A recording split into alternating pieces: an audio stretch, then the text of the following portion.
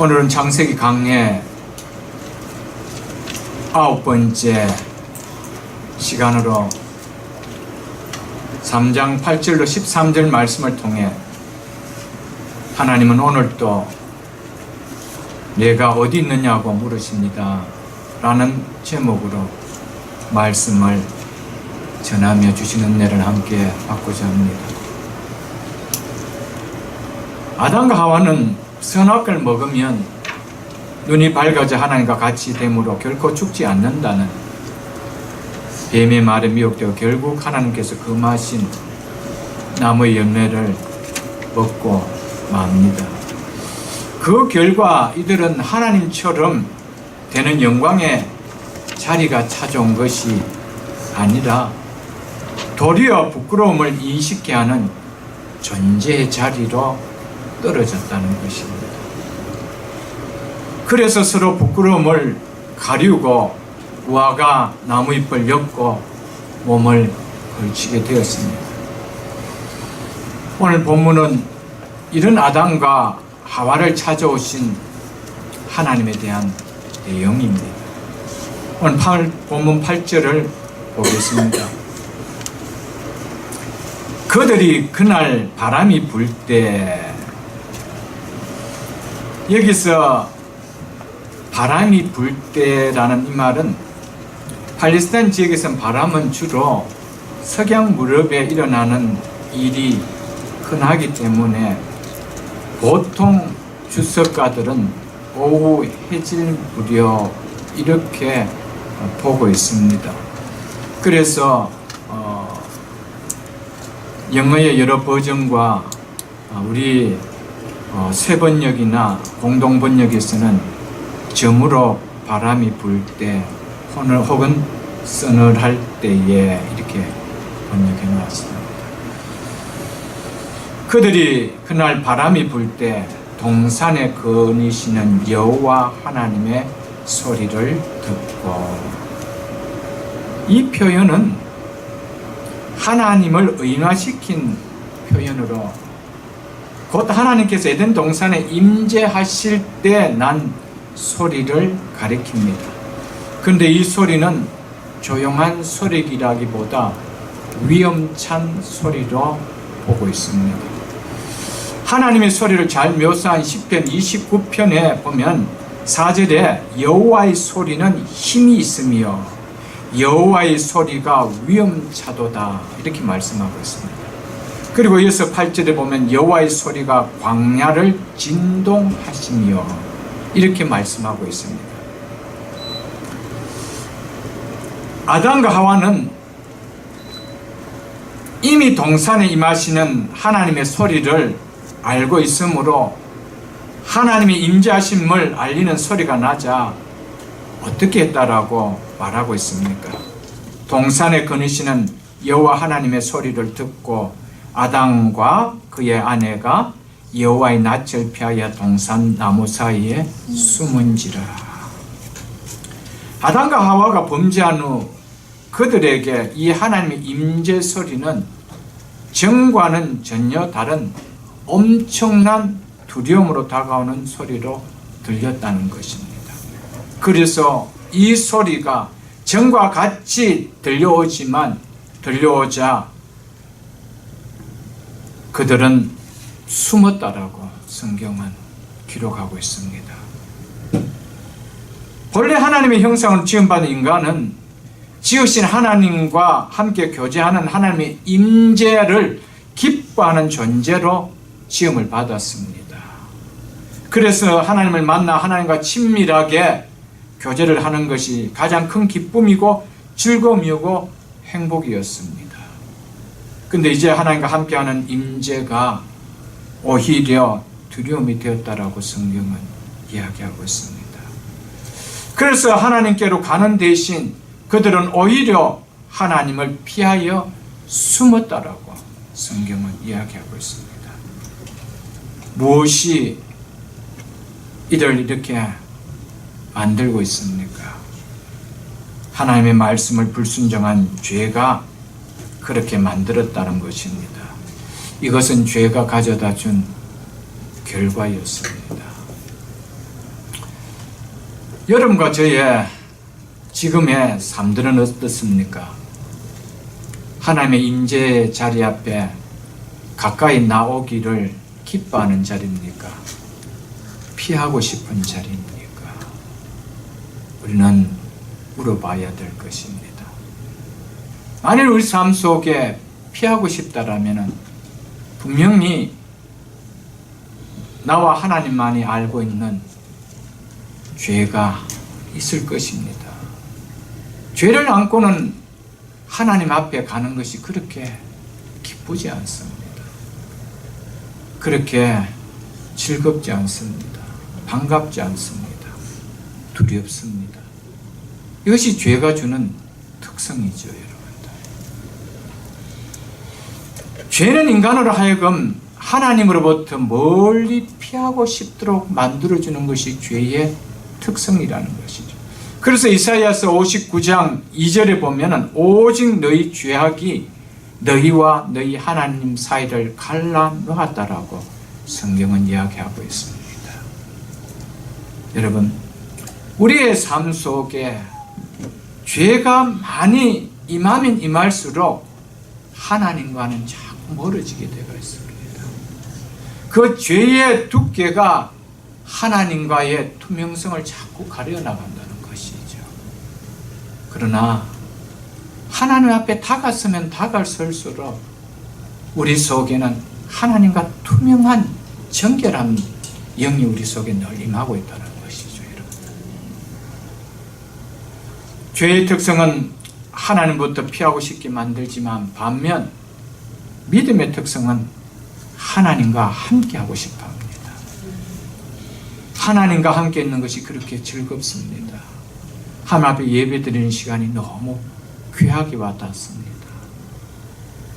이것이 죄의 특성과 믿음의 특성의 차이라는 것이죠. 만일 이것을 먹는 날에는 하나님처럼 될 것이라는 사단의 말이 옳다라면 아담과 하와는 하나님을 뵈는 것이 두려워서 숨지 않아야 함이 당연함 아닙니까? 그런데 하나님처럼 될 줄 알고 불순종하고 먹었는데 하나님같이 됨이 아니라 하나님같이 되는 영광의 자리가 아니라 부끄러워서 수치스러워서 숨어야 되는 자리에 임했다는 것입니다. 우리는 여기서 하나님의 말씀을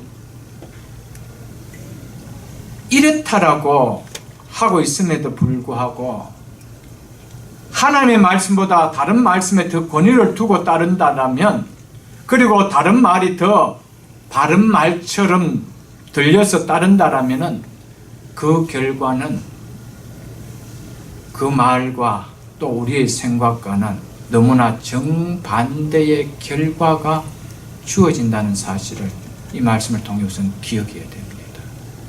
절대로 하나님 같지.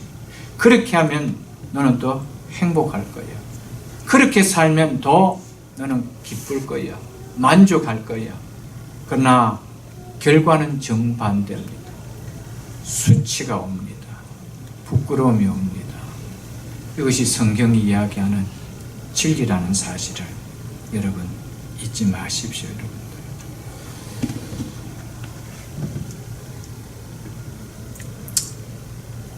부모의 욕심으로 인해서 혹은 부모된 우리의 기쁨과 즐거움 때문에 자녀들이 믿음을 잃게 하는 행동을 자꾸 하게 하면은, 그렇게 하면서도 믿음으로 잘 자라는데 별 문제가 없다는 생각을 갖는다라면, 아니 훨씬 더 세상적인 마인드를 가지면서 더 눈높이를 높이는 인생으로 자랄 것이라고 생각한다라면 그 결과는 정반대로 취해질 것입니다. 진리는 내 생각을 따르는 것이 아닙니다. 이거에 쏘으면 안 됩니다. 진리는 세상의 말을 따르는 것이 진리가 아닙니다. 진리는 하나밖에 없습니다. 하나님의 말씀입니다. 하나님의 말씀이 그렇다라면 그렇게 살아가는 거. 그것이 심은 대로 거둔 것입니다. 내 생각을 심으면 내 생각의 결과를 거뒀습니다. 그것은 말씀이 주는 것과 정반대입니다. 이 사실 우리는 잊어서는 안 됩니다. 저의 표현이 좀 격하다고 생각하지 마시고요. 이 시간 드리는 말씀을 뼈 있는 말씀으로 받아들일 수 있기를 부탁드립니다. 안 믿는 부모를 만난 자녀야 부모가 안 믿기 때문에 그렇다라고는 할 수 있습니다. 그런데 믿는 부모를 만났음에도 불구하고 부모가 믿음이 귀하게 여기지 않는 삶을 살기 때문에 덩달아 믿음을 귀하게 가질 수 없는 자녀로 자라도록 만들었다라면 이보다 자녀로서는 불행한 자녀가 없을 것입니다. 얼마든지 하나님의 축복을 받으며 살아갈 수 있는 인생으로 자랄 수가 있는데 다른 믿음을 축복의 믿음을 물려받지 못한 연고로 하나님의 축복을 피해가는 인생으로 내가 그렇게 키웠다라면 그 자녀는 참으로 불행한 자녀입니다. 이 표현을 격하다고 듣지 마십시오, 여러분들. 정말 우리의 자녀들의 행불령은 부모의 손에 달렸습니다. 우리의 믿음에 달려가 있습니다. 하나님의 말씀을 얼마나 높이 받드느냐, 얼마나 하나님의 말씀에 권위를 두고 사느냐가, 그 믿음을 우리 자녀들에게 어떻게 물려주느냐가 우리 자녀의 인생의 행불행을 결정합니다. 여러분, 세상 마인드로 열심히 공부시켰다라고 우리 자녀가 행복하다라고 착각하지 마세요. 행복의 키는 하나님이 가지고 계십니다. 학교 졸업장이 있지 않습니다, 여러분. 속지 마세요. 우리의 인생 속에 한 번 불행의 만남을 만나면 그 졸업장 아무런 의미 없습니다, 여러분. 하나님 은혜 주셔야 돼요.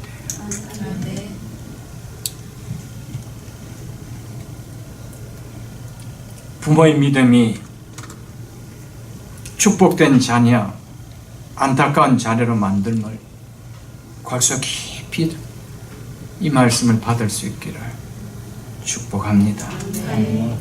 자녀들이 어릴수록 젊은 부모일수록 더욱더 믿음 생활을 잘할 수 있기를 축복합니다. 우리의 손에 여러분의 자녀들이 달려가 있습니다. 우리의 욕심이 우리의 자녀들을 망칠 수가 있습니다. 여러분, 하나님이 우리 자녀를 축복해 줄 수 있도록 키우십시오.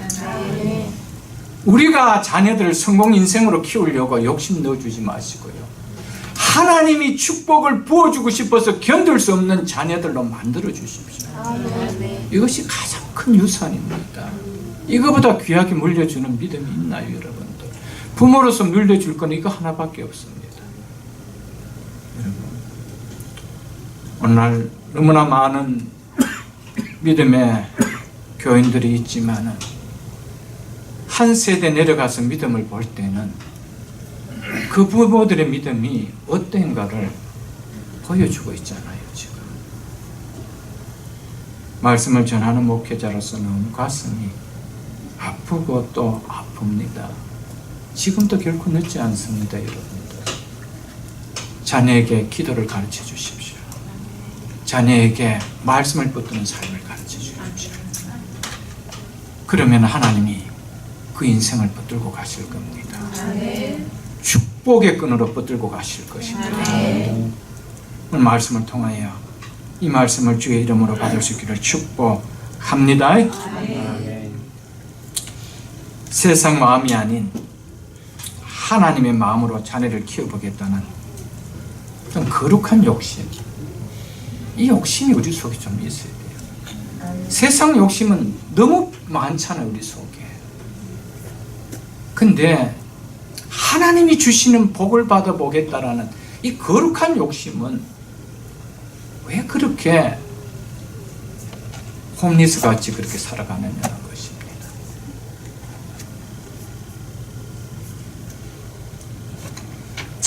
여러분, 하나님이 기뻐하시는, 그래서 하나님이 복 주고 싶어 하는 자녀를 키워보겠다는 거룩한 욕심. 여러분, 이것이 우리 자녀들의 어떤 인생을 저는 결정한다라고 봅니다. 여러분, 하나님께서 우리에게 주신, 부모된 우리에게 주신 첫 번째 사명은 자녀를 하나님의 말씀으로, 하나님의 거룩한 백성으로 잘 키우는 겁니다. 이것이 부모에게 맡겨주신 하나님 첫 번째 사명입니다. 여러분, 우리의 자녀들만, 믿음의 부모들이 우리에게 맡겨주신 하나님의 기업인 자녀들만 믿음으로 잘 키워보십시오. 이 땅에 믿음은 계속 아름답게 세워질 갈 것입니다. 그 믿음은 결코 흔들어지지 않을 것입니다. 뭐 다른 데 가서 선교하는 거 귀합니다. 저희들도 선교 그런 마인드를 가지고 있고, 저도 선교의 마인드를 갖고 목회를 합니다. 그러나 자식의 신앙에는 관심이 없고, 선교, 여러분 어떻게 보면은 그것은 좀 하나님 보시기에 결코 기뻐하지 않을지도 모를 것입니다. 여러분, 자녀를 믿음으로 잘 키워나가겠다는 선교의 마인드를 가지고 양육하십시오. 정말입니다. 이 소명 잃어버리면은 하나님께서 이 다음에 우리에게 묻습니다. 내가 너에게 준 여호와의 기업 어떻게 키웠느냐, 그 기업을 어떻게 양육했느냐 물으실 것입니다. 회개하자고 하실 것입니다. 자녀 신앙만큼은 나 때문에 믿음이 연약해졌다라고 그런 말을 듣지 않도록 최선을 다하십시오.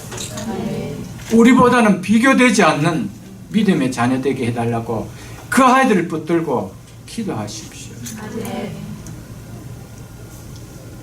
절대로 아이들 주일 범하도록 만들지 마세요. 여러분, 정말 부탁드립니다. 그 아이들이 무슨 죄가 있나요? 힘이 없어서 손을 뿌리 못 칠 뿐이지. 여러분, 오늘 이 시대에 한결같은 교회를 안타깝게 여기는, 믿음을 안타깝게 여기는 목사님들의 한결같은 이야기를, 주일 성수만 바르게 돼도 이것이 무슨 캐캐묵은 율법같이 여겨져서 버리는 바람에 오늘 이 땅에 믿음이 얼마나 싸구려로 취급되졌고, 싸구려 중에 싸구려로 믿음을 갖게 되는지 모른다고 그렇게 말하고 있습니다. 저도 전적으로 동감합니다. 주일 성수 생명 보십시오.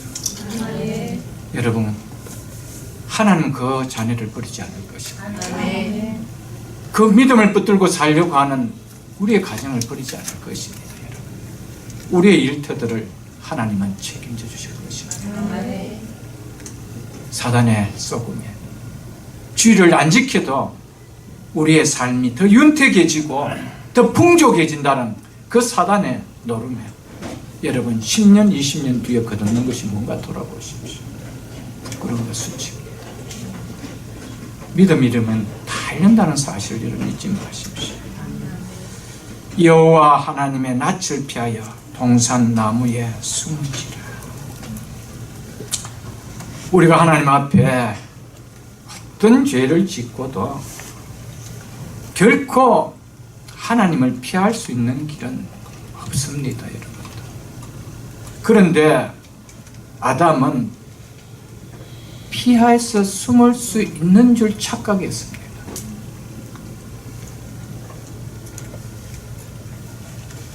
다윗은 죄를 짓고 자기 죄를 숨기기 위하여 하나님의 눈을 피해보려고 무척 애를 썼습니다. 완전 범죄를 저지르려고 무척 애를 썼습니다. 그러나 그 결과 결코 하나님을 속일 수 없다는 것을 깨닫고 시편 139편 1절에서 4절에 이렇게 고백했습니다. 여호와여 주께서 나를 살펴보셨으므로 나를 아시나이다. 주께서 내가 앉고 일어섬을 아시고 멀리서도 나의 생각을 밝히 아시오며 나의 모든 길과 내가 눕는 것을 살펴보셨으므로 나의 모든 행위를 익히 아시오며 여호와여 내 혀의 말을 알지 못하는 것이 하나도 없으시나이다. 7절에 이렇게 얘기합니다. 내가 주의 영을 떠나 어디로 가며 주의 앞에서 어디로 피하리까. 이렇게 고백했습니다. 여러분, 우리의 삶 속에 가장 큰 아픔이 있다면 하나님의 살아계심을 다 하나님의 살아계신 존재는 다 믿고 있다는 거예요. 그 부정하는 사람 아무도 없습니다. 교회 나오는 크리스찬 치고는. 근데 문제는 우리의 삶 속에 그 하나님은 얼마든지 내가 피해갈 수 있다라는 그 인식입니다. 하나님이 내 앞에 계신다는 코람되어 신전의식이 없다라는 것이죠. 그러니까 이렇게 살아도 괜찮다는 겁니다. 이것이 가장 크리스찬의 아픔입니다. 하나님의 살아계심의 존재하심과 그것을 내 삶 속에 인식하는 존재와 인식의 익힘, 이것이 우리의 신앙을 땅바닥치게 만든다는 것이죠. 여러분, 우리는 피할 수 없습니다. 범죄했을 때 가장 살 수 있는 유일한 한 길은 하나님 앞에 다윗처럼 엎드리는 겁니다.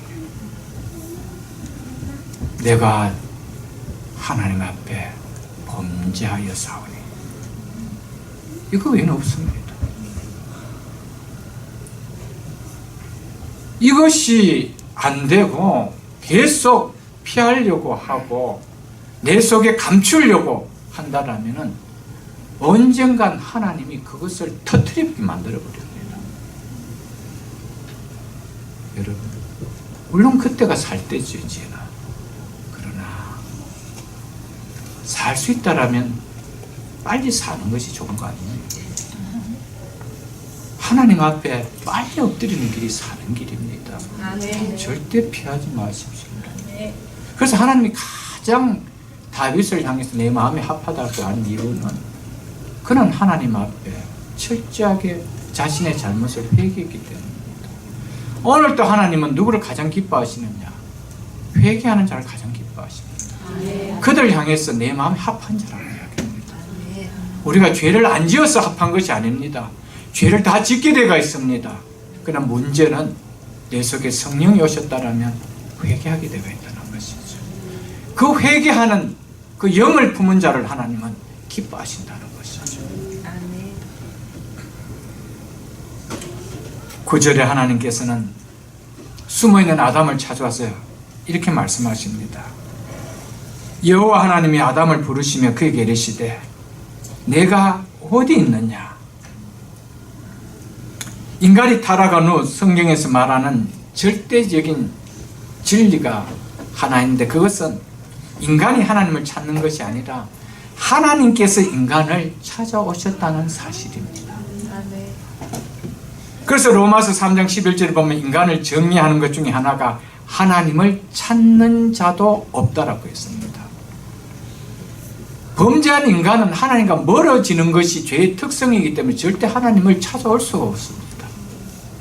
그런 하나님께, 그런 인간에게 하나님이 찾아가셨다는 겁니다. 이것이 굿뉴스입니다. 이것이 은혜입니다. 여러분, 이거보다 큰 은혜가 있을까요? 찾아올 수 없는 죄인을 향해서 하나님 당신이 찾아가 주시는 이 사건, 이 사건이 없었다면 여러분과 저가 구원받아 하나님 백성이 될 수 있었나요? 이 은혜가 없었더라면 여러분과 제가 예수 믿었나요? 여러분과 저를 향하여 찾아오시신 예수 그리스도, 그분의 은혜 때문에 지금 이 은혜를 누리는 자 아니냐는 것입니다. 아멘. 그래서 누가복음 19장 10절에 보면 인자가 온 것은 잃어버린 자를 찾아 구원하려 함이니라 라고 이야기했습니다. 예레미야 예가 3장 22절로 23절에 보면 여호와의 인자와 긍휼이 무궁하심으로 우리가 진멸되지 아니함이니라. 이것이 아침마다 새로우니 주의 성실하심이 크시도소이다. 이렇게 예레미야는 고백했습니다. 주의 인자와 긍휼 때문에 범죄했지만 우리가 진멸되지 않는다는 겁니다. 우리가 똑똑해서가 아닙니다. 우리가 잘나서가 아닙니다. 우리를 찾아와서 우리를 회개케 하시고 우리를 받아주시는 하나님의 인자와 긍휼이 우리의 죄보다도 더 크시기에 덮어줄 수 있기에, 그래서 구원받을 수 있다는 것이죠. 이 은혜를 깨닫는 자의 한결같은 고백이 있다면 이것이 아침마다 새롭게 느껴집니다. 여러분, 주의 인자하심과 주의 긍휼하심, 주의 사랑과 주의 은혜가 아침마다 새롭게 느껴집니까? 아침마다 전혀 안 느껴집니까? 여러분, 이것이 내가 구원받은 자의 어떤 은혜를 측정해주는 어떤 역할을 해줍니다. 여러분, 주의 인자하심이, 주의 긍휼하심이, 주의 은혜와 주의 사랑이 오늘도 일어날 때마다 아침마다 새로우니 주의 인자하심과 긍휼 때문에 오늘도 호흡하는 준비 되십시오. 아멘. 이 미국 땅에서 우리의 자녀들이 이렇게 살아갈 수 있는 것, 하나님의 인자하심과 긍휼하심 사실을 잊지 마십시오. 아멘. 창세기 3장은 인간이 타락한 내용을 담고 있는 참으로 지워버리고 싶은 안타까운 장입니다. 불행한 장입니다. 이 장만 없었더라면 우리 인생들에게는 불행이 없었을 텐데 라는 생각이 들 만큼 참 안타까운 장입니다. 그럼에도 불구하고 오히려 하나님의 진노 가운데서도 긍휼하심을 잊지 아니하시고 베푸신 은혜의 장이기도 합니다. 그래서 진노 가운데서도 하나님의 긍휼하심이 드러나는 장이 창세기 3장입니다. 너무나 귀한 장입니다, 여러분들. 그래서 창세기 3장은 우리에게 주시는 소망의 장이라고 합니다. 왜냐하면 죄로 말미암아 영원한 죽음의 형벌로 끝나야 하는 그들이 있는 곳에 회복케 하시기 위하여 하나님 자신이 그들을 친히 찾아가 주셨기 때문입니다. 그래서 회복이요, 그래서 소망이라는 것이죠, 여러분들. 죄로 말미암아 두려움 가운데 있는 아담을 찾아가신 하나님의 이 행위는 하나님의 놀라운 긍휼과 은혜를 보여주는 사건입니다. 하나님께서 죄를 짓고 두려워 숨어있는 아담을 부르시며 찾아가신 이유가 뭘까요? 그들을 책망하고 그들을 심판하기 위해서일 겁니까? 회복시키기 위해서입니다. 아멘. 회복시켜서 구원시키기 위해서였습니다. 아멘. 이것이 하나님이 찾아가신 목적이었습니다. 진멸하실 것 같으면 찾아가실 필요가 없습니다. 먹는 날에 그냥 죽게 하시죠. 두려움의 동산 나무 사이에 숨어있는 아담을 찾아가서 하신 첫 말씀은 아담아 내가 어디 있느냐 라는 말씀이었습니다. 이는 하나님께서 인간에게 하신 최초의 물음이었습니다. 최초의 질문이었습니다. 너무 중요한 말씀입니다. 아담아, 내가 어디 있느냐? 이것은 아담이 있는 장소를 몰라서 장소를 물은 거 아닙니다. 너의 지금 상태가 어떤 상태에 있는지, 어떤 상태에 있는지 내가 물어보고 싶구나, 이겁니다. 하나님인 나와의 관계에서 너가 있는 지금 그 자리가 어디 있는지 한번 돌아보라는 물음입니다. 여러분, 너의 영혼이, 너의 인생이 지금 어떤 형편에 있는지 물으시는 물음입니다. 지금 왜 거기에 그렇게 있느냐고 묻는 것입니다. 그 자리에서 나와 하나님께로 나오라는 물음입니다. 아멘. 오늘도 하나님 우리에게 동일하게 물으셨습니다. 아무개야, 내가 지금 어디 있느냐? 하나님과 관계에서 너가 있는 지금 그 자리는 어떤 자리에 있느냐? 나와 멀어져 있는 자리냐? 나와 가까이 있는 자리냐? 나를 피하고 있는 자리냐? 내가 기뻐하고 있지 않는 자리냐? 내가 기뻐하는 자리냐? 묻고 계십니다. 아담아, 네가 어디 있느냐? 아담의 뜻은 사람입니다. 오늘 모든 인류를 향해서 동일하게 묻습니다.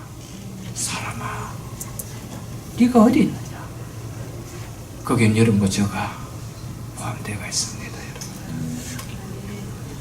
이것은 관계 회복을 위한 물음입니다. 이 물음 앞에 진솔하게 대답할 수 있는 자만이, 진솔하게 내가 이렇습니다라고 할 수 있는 자만이 회복할 수 있습니다. 아멘. 여러분과 저는 지금 어떤 상황 속에 우리의 믿음의 상황의 자리에 있습니까? 하나님이 보실 때 기뻐하시는 자입니까? 하나님이 보시지 않았으면 좋겠다라고 가리고 싶은 공간입니까? 여러분, 한번 돌아보십시오. 우리는 삶 속에서 끊임없이 하나님의 살아계심의 존재만을 생각하는 자가 아니라 인식하고 살아가야 됩니다. 그럴 때마다 아담아, 네가 어디 있느냐? 하나님, 내가 여기 있습니다. 이런 답을 할 수 있는 우리가 되어야 됩니다. 여러분, 오늘 이 물음은 조상에게, 우리 인류의 조상에게 한 질문만은 아닙니다. 우리가 그 자리에 있었다면 동일하게 하나님 찾아오셔서 네가 어디 있느냐? 무슨 이야기입니까? 너가 지금 거기 있어야 될 자리가 아니지 않느냐? 이거에 대한 물음입니다. 성도는 있어야 될 자리와 있지 말아야 될 자리를 구분해서 앉아야 됩니다. 생활해야 됩니다. 여러분, 하나님은 아담을 회복시켜주기 위해서 오셔서 어떤 기적을 일으키지 아니었습니다. 어떤 광선을 비춰주지 아니었습니다. 아담아, 네가 어디 있느냐? 여러분, 우리를 회복시키는 건 하나밖에 없습니다. 하나님의 말씀입니다. 하나님의 말씀만이 우리를 회복시킵니다. 이 말씀이 들리는 자는 회복되는 거예요. 하나님 어떤 기적을 가지고 우리를 회복시키려고 하지 않습니다. 무너졌던 어떤 상황들을 일으켜 주시고 그래서 우리를 회복시켜 주는 거 아닙니다. 말씀으로 회복시켜 줍니다. 말씀을 듣지 않고는 회복되는 길이 없다는 것이죠, 여러분들. 여러분, 말씀을 들어야 사는데, 그런데 도무지 말씀을 듣는 자리에 혹은 나와도 듣는 자세가 없다라면 하나님의 말씀은 듣는 자리에, 그리고 들리도록 우리에게 고난을 불어넣습니다. 고난을 가지고 회복시키는 거 절대 아닙니다. 말씀을 통하여 회복시키는데 말씀을 안 들으니까 말씀을 듣도록 하기 위해서 고난을 주어서 말씀에 자리하게 하는 겁니다. 아멘. 이걸 잊어버리면 안 돼요, 여러분. 그래서 이사야서 40장 6절에서 7절에 보면 이런 말씀이 기록되어 있습니다. 모든 육체는 풀이요 그의 모든 아름다움은 들의 꽃과 같으니 풀은 마르고 꽃은 시드만 꽃과 풀은 우리의 육체라고 이야기하고 있습니다. 우리의 육체의 모든 영광, 아름다움이라고 이야기하고 있습니다. 그것이 시드면, 그것이 마르면, 그것이 무너지면 여호와의 기운이 그 위에 불니다. 성경 이렇게 하나님의 성령이 그렇게 불어버린다는 거예요. 하나님의 성령이 역사하는 거예요. 왜냐하면 말씀의 자리에 오게 하기 위해서. 우리는 그렇게 살아갈 필요가 없습니다. 아담아 네가 어디 있느냐? 하나님, 제가 말씀을 떠난 자리에 있습니다. 용서해 주옵소서. 제가 무지해서 탐욕이 있어서 뱀의 말에 혹해서 먹었습니다. 용서해 주옵소서. 이게 사는 길 아니에요, 여러분. 내가 먹었는데 어쩌란 말이야. 여러분, 그건 끝나는 거예요. 여러분, 말씀으로 하나님 회복시켜줍니다. 말씀이 들리기 전에 하나님은 우리에게 끊임없이 고난의 바람밖에 없습니다. 왜냐하면 들어야 살기 때문에. 여러분, 환경을 회복시켜서 살릴 것도 하나님 그렇게 해주십니다. 그런데 말씀이 없으면 그 환경 회복으로 하나님과 더 멀리 가버립니다. 왜 하나님 그렇게 하세요? 절대 그렇게 하시는 분이 아니에요. 말씀을 듣는 길만이 사는 길입니다. 이것이 축복이에요, 여러분.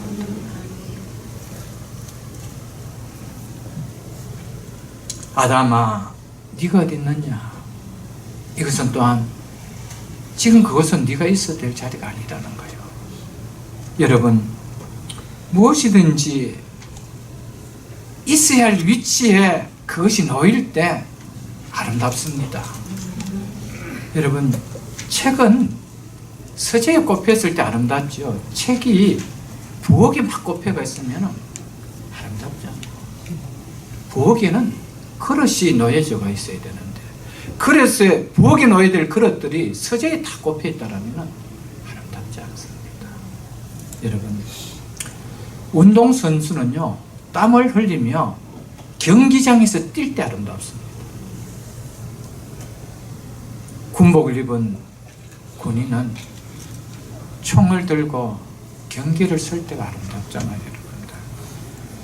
성도는요, 하나님과 함께 할 때, 하나님과 가까이 할 때가 아름다운 줄 믿으십시오.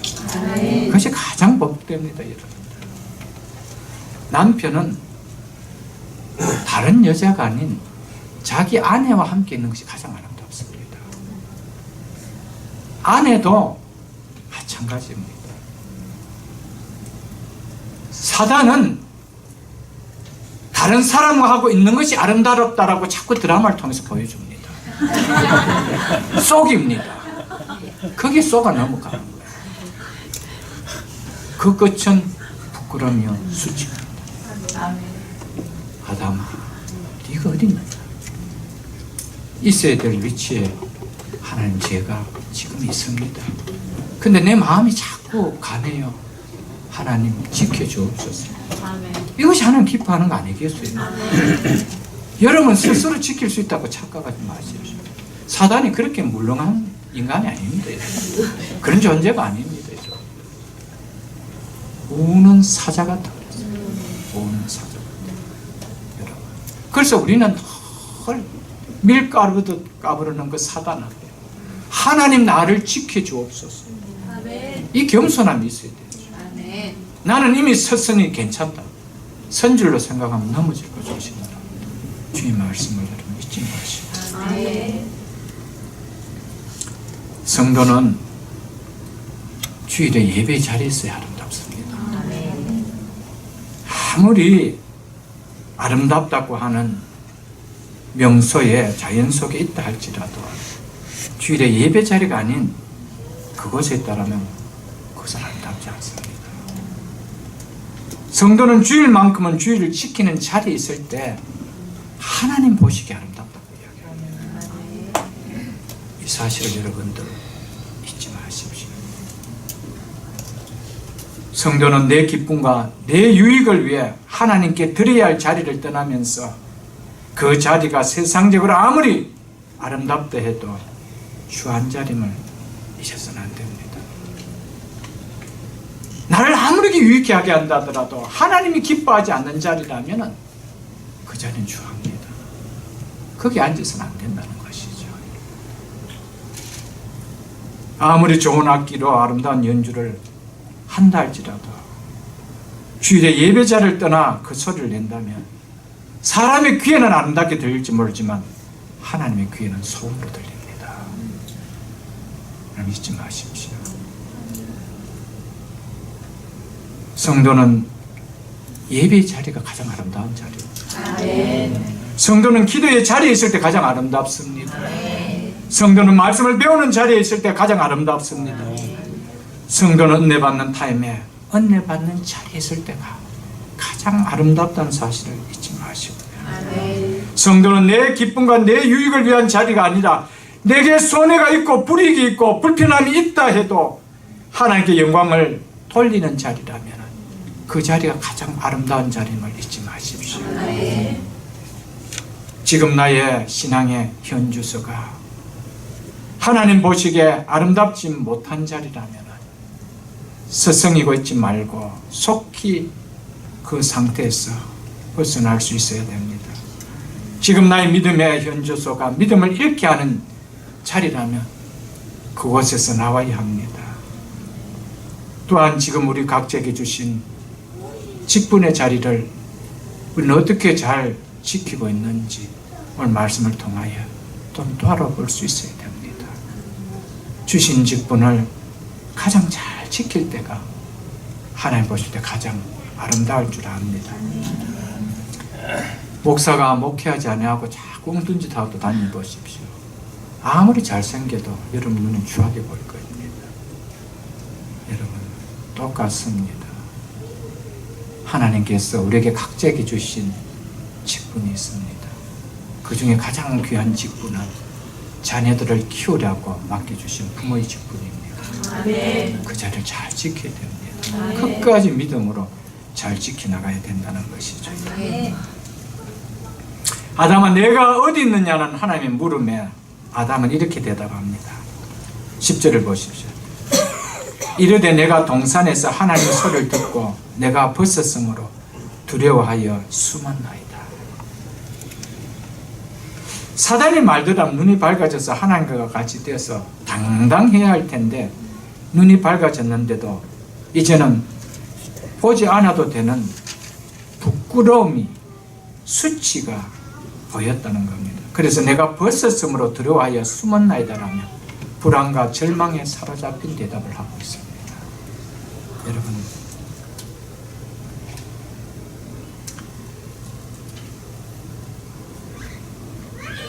우리가 하나님의 말씀을 벗어나면은 우리에게 주어지는 결과는 우리가 동일한 이 고백입니다. 벗었으므로 이 용어만 다를 뿐이죠.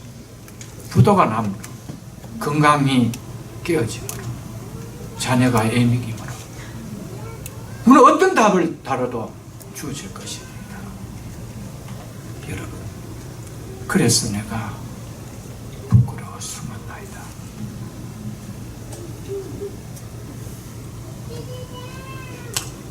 여러분 어제 삶 속에 이런 대답을 하고 사는 인생은 되어서는 되지 않아야 되지 않겠어요, 여러분들? 왜 인간은 꼭 경험을 해야만이 그 경험을 스승으로 삼으려고 하는지 모릅니다. 바이블은 진리입니다. 하나님은 영원한 우리 스승입니다. 그분의 가르침은 하나도 틀림이 없습니다. 그것을 그대로 받아들이십시오. 그것이 가장 복되고요, 가장 행복한 삶을 살아가는 답이라는 것입니다. 아멘.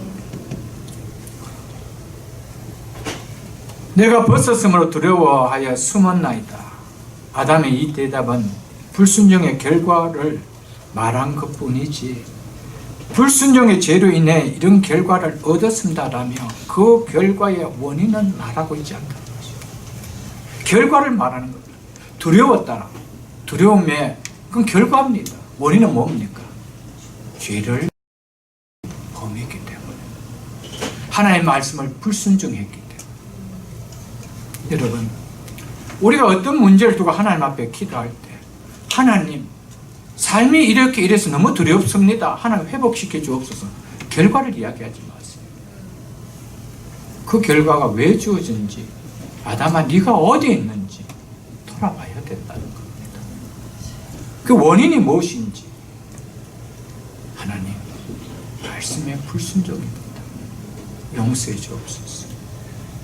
이거 아니에요. 근데 아담은 원인은 이야기하지 않고 결과만 이야기하고 있습니다.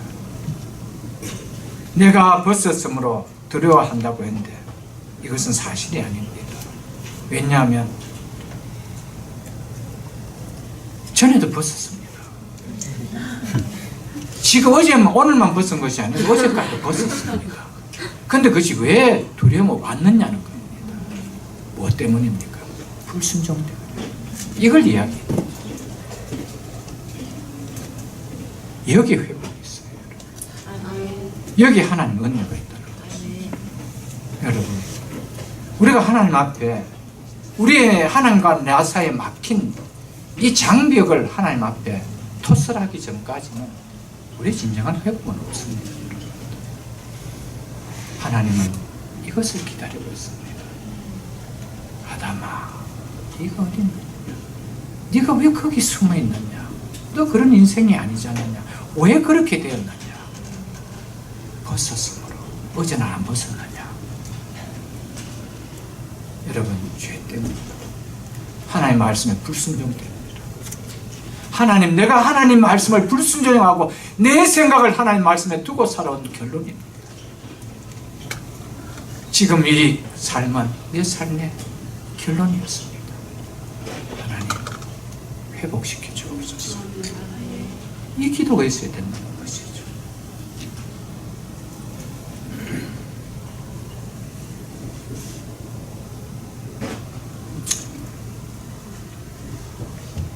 여러분, 불순종을 하면요, 말씀에 불순종을 하면요, 절대로 편안함이 없습니다. 차라리 안 믿는 넌 그렇지 않은 편안함입니다. 왜냐하면 죄와 나와 하나이기 때문에. 근데 는 예수를 믿고 나면 내 속에 성령이 들어오십니다. 깨어졌던 하나님의 형상이 회복됩니다. 그래서 내 속에 싸움이 일어납니다. 전에는 그것이 전혀 두려웠던 문제가 아닙니다. 전에는 당연하게 주일날 내 시간을 지냈는데 이제는 그렇게 하면은 결코 가서 기쁘지를 않아요. 기쁘다 하면 분명히 문제가 있을 것이에요. 기쁘지가 않습니다.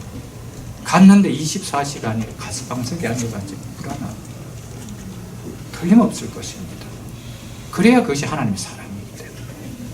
그건 아무렇지도 않았다라면 정말 하나님의 사랑이 맞는지 한번 퀘스천 마크를 적어야 되죠. 두려움이 생겨요. 이거 첫째 증거입니다.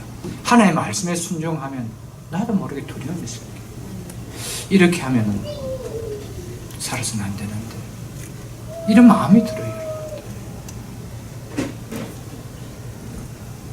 여러분, 두려움은요, 본래적으로 하나님이 우리에게 주신 마음이 절대 아닙니다. 무엇이 들어오고 붙습니까? 죄가 들어오고 붙습니다. 죄가 들어오고 붙습니다. 여러분, 죄는 들어오면요, 우리를 자꾸 두렵게 만듭니다. 여러분, 아무리 여러분들 부자라 할지라도요, 정상적인 방법으로 취하지 않는 물질로 누린다라면 항상 불안할 겁니다.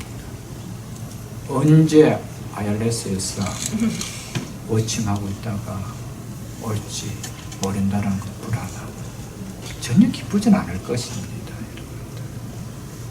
그게 들통나면은 이제는 막 창이 긴 모자 쓰고 또 그게 부족하면 덮고 그렇게 우리가 나가지 않습니까? 부끄러움을 당하고 그렇지 않아요. 피하여 숨었더라. 죄의 특성입니다. 죄는 하나님으로부터 피하게 하고요. 하나님으로부터 그래서 단절시키는 겁니다. 이것을 하나님과의 분리 또는 영적 파탄, 영적 죽음이라고 이야기합니다. 그래서 죄가 들어옴으로 말미암아 우리가 죽는 겁니다. 그래서 에베소서 2장 1절에 허물과 죄로 죽었던 너희라고 이야기합니다. 죽을 뻔했던 아닙니다. 죄가 들어옴으로 말미암아 하나님과 단절시켜버립니다. 하나님으로부터 죄는 떠나게 만들어버립니다. 그래서 에베소서 4장 18절에 이렇게 말씀하고 있습니다. 그들의 총명이 어두워지고 그들 가운데 있는 무지함과 그들의 마음이 굳어짐으로 말미암아 하나님의 생명에서 떠나 있도다. 죄가 들어오면 하나님의 생명으로부터 분리시켜버립니다. 그래서 그걸 가리켜서 죽음이라고 이야기합니다. 여러분, 우리는 예외 없이 다 죄로 말미암아 죽었습니다. 그래서 로마서 12장 1절에 로마서 5장 12절에 보면 한 사람으로 말미암아 죄가 세상에 들어오고 그 죄로 말미암아 사망이 세상에 들어왔다고 이야기하고 있습니다. 한 사람으로 말미암아 죄가 세상에 들어오고 그 죄로 말미암아 사망이 세상에 들어왔다고 예외 없습니다. 한 명도 없이 다 죽습니다. 이것은 하나님과 단절되었다라는 증거입니다. 그런데 하나님께서 이런 우리에게 살려주시는 회복이 있습니다. 그것이 영생이죠. 영생을 가진 자에게 일어나는 은혜가 뭡니까? 죽었지만은 생명이 사망을 삼켜버리는 부활의 역사. 아멘. 이겁니다. 그래서 결코 우린 죽은 자가 아니라는 것이죠. 아멘. 왜냐하면 죄가 해결되었기 때문에. 아멘. 죄는 죽음을 이끌고 갑니다. 끝까지 죽음의 자리로 갑니다. 여러분, 피하여 숨었더라. 이런 영적으로 죽었던, 허물과 죄로 죽었던 우리에게 하나님은 찾아와 주셨습니다. 그 은혜 아닙니까, 여러분? 그리고 영원한 생명을 주셨습니다. 부활의 생명을 주셨다는 것이죠. 아담과 하와에게 있어서 두려운 마음이 생긴 것은 저들의 일생 가운데 처음 맞이하는 것이었습니다. 그전에는 두려움이라는 것이 몰랐습니다. 근데 두려움이라는 것을 겪어보니까 너무 두렵다는 거예요. 자기도 어찌할 줄 몰라서 숨어버리는 거예요, 여러분. 죄가 들어오기 전까지 아담과 하와의 삶은 기쁨밖에 없었습니다. 즐거움만 누리는 삶이었습니다. 두려움이란 자체를 몰랐던 삶이었습니다.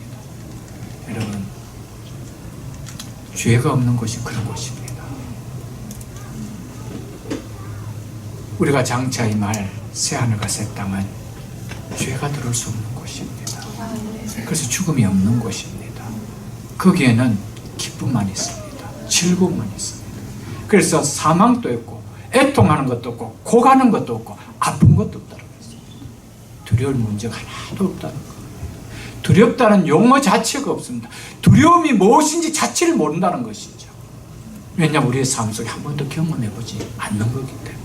그것은 죄가 있어야 겪는 경험이기 때문에. 여러분, 마지막 하나님은 신령한 몸으로 부활시켜 주셔서 이런 상태로 우리를 누리게 하는 것이 하나님 구원의 골이라는 것이죠. 아멘. 11절 보십시오. 이르시되 누가 너의 벗었음을 내게 알렸느냐, 너에게 일러주었느냐, 이 말입니다. 내가 내게 먹지 말라 명한 그 나무 열매를 내가 먹었느냐? 누가 너의 벗었음을 내게 일러주었느냐? 이 의미는요, 아담아, 너의 말처럼 너가 벗었음으로 두려워했다고 하는데 너의 벗은 실상을 말해주는 자가 누구였더냐? 이거 지금 이야기하고 있는 겁니다. 나 여호와 외에 누구 말을 들어야 했으며 진정 두려워할 자가 누구냐는 겁니다. 누가 너에게 그것이 두렵다라고 해주느냐? 죄가 아니냐? 이거 이야기하는 겁니다. 여러분, 두려운 문제가 있습니까? 그것이 죄입니다.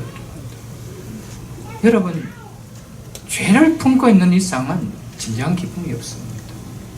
여러분, 여러분과 하나님과의 관계 속에서 회복하지 못한 죄가 있는 이상은 여기는 진정한 기쁨이 없습니다. 여러분, 하나님은 우리의 어떤 죄악도 허물도 그분 용서해 주십니다. 너희 죄가 죽은 것이 붉을지라도 눈과 같이 해주시겠다는 것이 하나님의 약속입니다. 여러분과 저희 삶 속에 하나님 보시기에 분명 해결해야 될 문제가 있는데 두리뭉실하게 교회 다니는 것으로 넘어가려고 하지 마십시오. 다른 사람에게 내가 쉐어하는 걸로 넘어가지 마십시오. 하나님 앞에서 해결받아야 됩니다. 하나님 앞에서.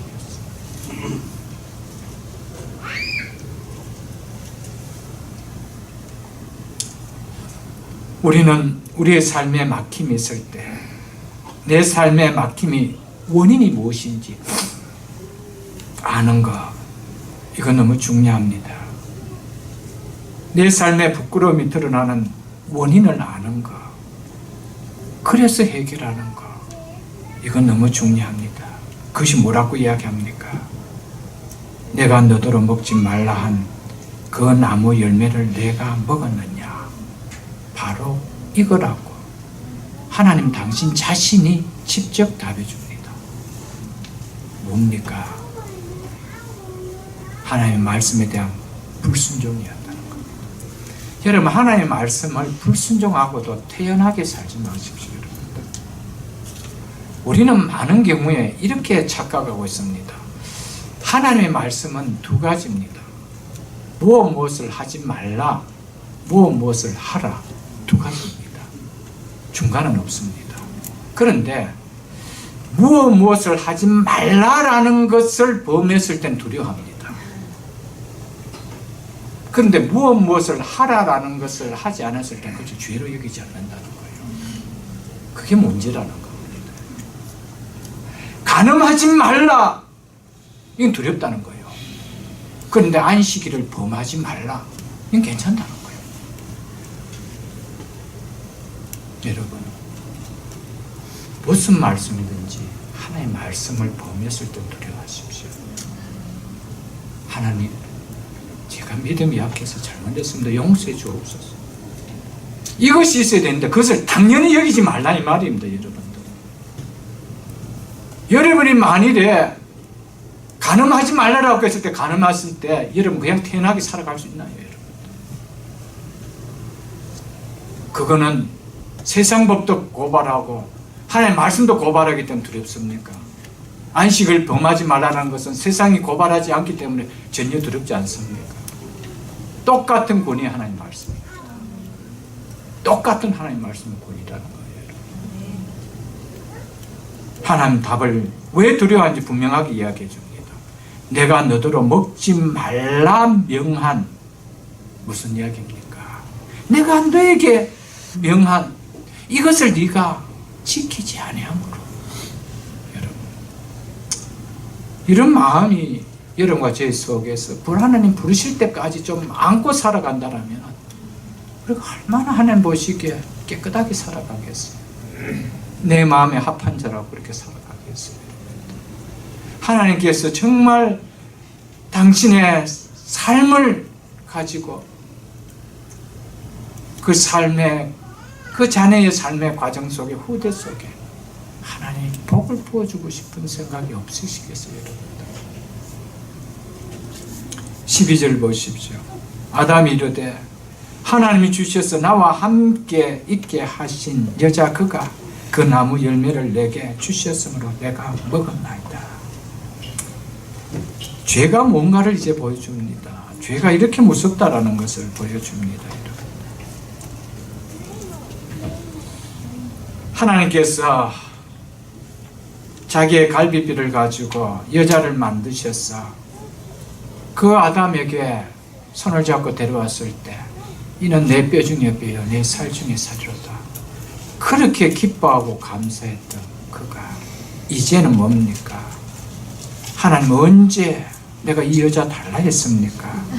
하나님이 주셔서 나와 함께 하신 여자 그가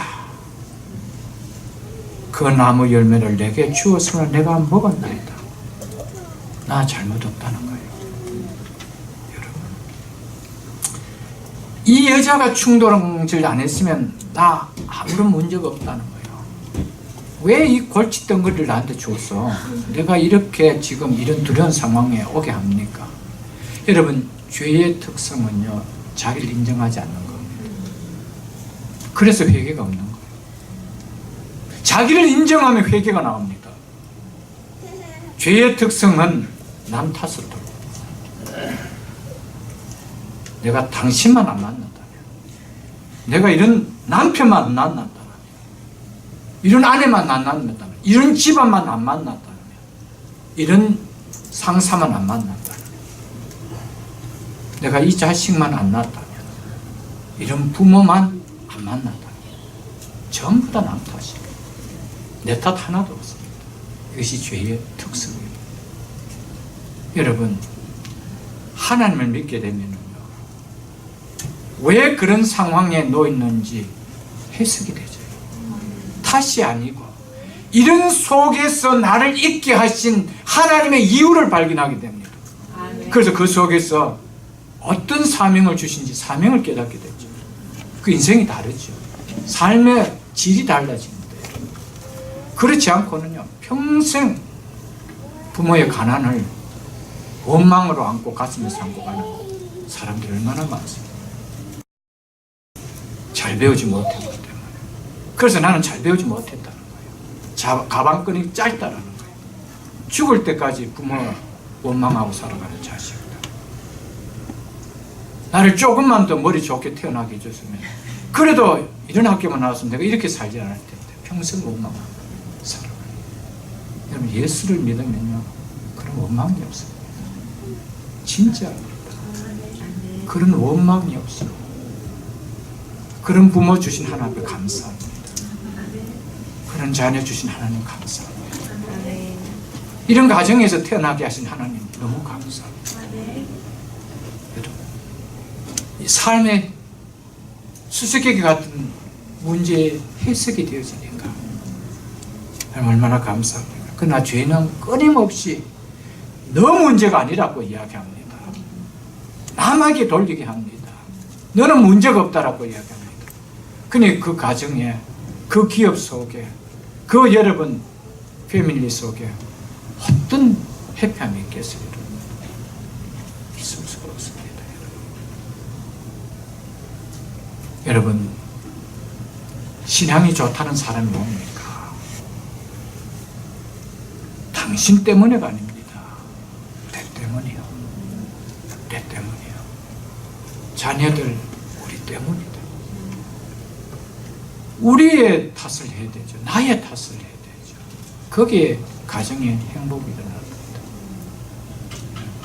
그것이 진정한 저는 믿음의 사람이라고 봅니다. 아멘. 생명을 걸고 돕는 배필인 여자를 보호해줄 이 아담은 팽개쳐버립니다. 골치덩어리로 팽개쳐버립니다. 여기 무슨 기쁨이 있고요, 여기에 무슨 희망이 있겠습니까, 여러분? 여기에 무슨 아내를 지켜줘야 될 하나님의 형상으로 지음받은 하나님의 형상이 보입니까? 없지요, 여러분. 여러분, 우리의 신앙도 마찬가지입니다.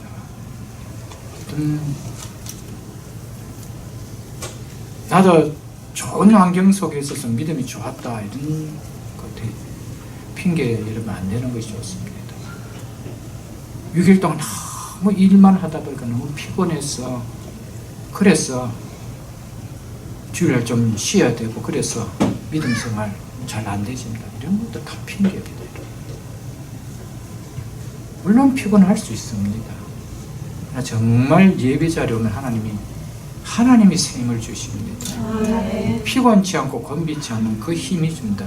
하나님의 백성은 세상의 힘으로 살아가는 백성 아닙니다. 하나님이 주신 새 힘으로 살아가는 자입니다. 이 새 힘은 여호와를 경외할 때 주어지는 겁니다.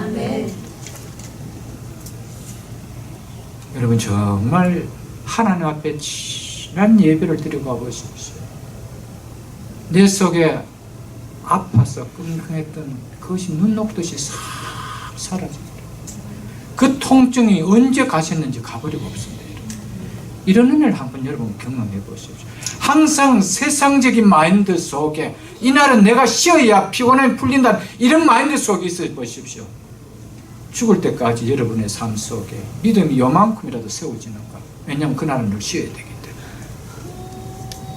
여러분 핑계 되지 마시고 주어진 상황 속에 하나님 잘 믿고 싶습니다. 나 하나님 할 수만 있다면 하나님 내 삶 속에 하루라도 좀 쉬면서 올 근무하면서 구할 수 있는 직장이 있으면 주옵소서. 기도하십시오. 그렇게 하려니까 또 회의가 조금 떨어질 것 같고 그래는 하기 싫고 온전히 쉬고 싶으면 이날 쉬고 싶고 그렇습니까? 여러분 부탁드립니다. 하나님 앞에 은혜 받는 시간 속에 여러분들의 회의가 좀 손해본다고 하더라도 클로즈하고 참여하십시오. 그러나 여행 가는 데는 과감하게 클로즈하고 가지 마시고요. 정말 부탁드립니다. 이것은 여러분 너무 계산적으로 살아보십시오. 그 속에 하나님 은혜가 들어가는가? 은혜 받는 자리는 안 가도 상관이 없다는 거예요. 그날은 가게 문 여는 게 낫다는 거예요. 그런데 휴가 갈 때는 클로즈 할 수 있다는 거예요. 여러분 두 번 다 클로즈 하면 안 됩니까? 너무 손해 컸어요. 그렇다면 우선순위를 어디에 두고 사는지 먼저 정하고 사십시오. 거기 하나님 부어주십니다. 아멘. 하나님 앞에 계산 없이 사는 것이 축복입니다. 그래서 내 생각을 내려놓을 때 나만 장군에게 일어났던 그 복이 우리 속에 일어나죠. 하나님 앞에 우리의 계산을 움직이지 마십시오. 절대로 계산하지 마십시오.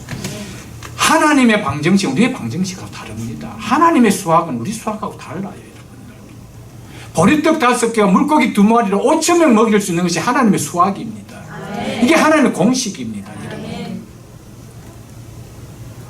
10개를 다 붙들고 사는 것이 세상의 수학이지만 9개를 붙들고 사고 하나를 하나님께 드릴 때 하나님의 축복이 거기 부어주는 것이 그것이 하나님의 수학입니다. 하나님의 방식입니다. 이것을 우리 붙들고 살아야 되죠. 우리의 계산을 여러분 놓고 살아가십시오. 13절 보고 말씀 맺겠습니다. 여호와 하나님이 여자에게 이르시되 내가 어찌하여 이렇게 하였느냐. 여자가 이르되 뱀이 나를 꿰물어 내가 먹었나이다. 이건 굉장히 부드러운 이야기입니다. 하나님께서 여자에게 이르시되 내가 어찌하여, 이것은 이렇게 하였느냐 이 짓을 하였느냐 이 뜻입니다. 성경이 이렇게 표현을 안 해서 그랬죠. 네가 어쩌다가 이 짓을 하였느냐. 너는 돕는 배필로 당연히 남편을 지켜야 하는데 너는 어찌하여 네 남편에게 이것을 먹였느냐. 이 책만 보죠. 여러분, 하나님의 언약을 잘 지킬 수 있는 돕는 배필을 주었는데 하나님의 언약을 깨게 하는 주동 역할을 네가 왜 했느냐? 여러분과 저의 삶 속에 남편을 끝까지 세우는 돕는 배필 하십시오. 믿음을 세우는 돕는 배필 하십시오. 남편도 마찬가지. 아내가 믿음으로 서는 돕는 배필을 하십시오. 그게 축복입니다. 어찌하여 네가 남편의 믿음을 깨는 이런 짓을 했는고? 어찌하여 네가 아내의 믿음을 깨는 이런 짓을 했는고? 이런 책망을 우리가 들었으면 안 돼요. 너는 정말 돕는 배필로 자라야구나. 착하고 충성된 돕는 배필로구나. 이것이 여러분과 제가 끝까지 들어야 될 말이 아닙니까, 여러분?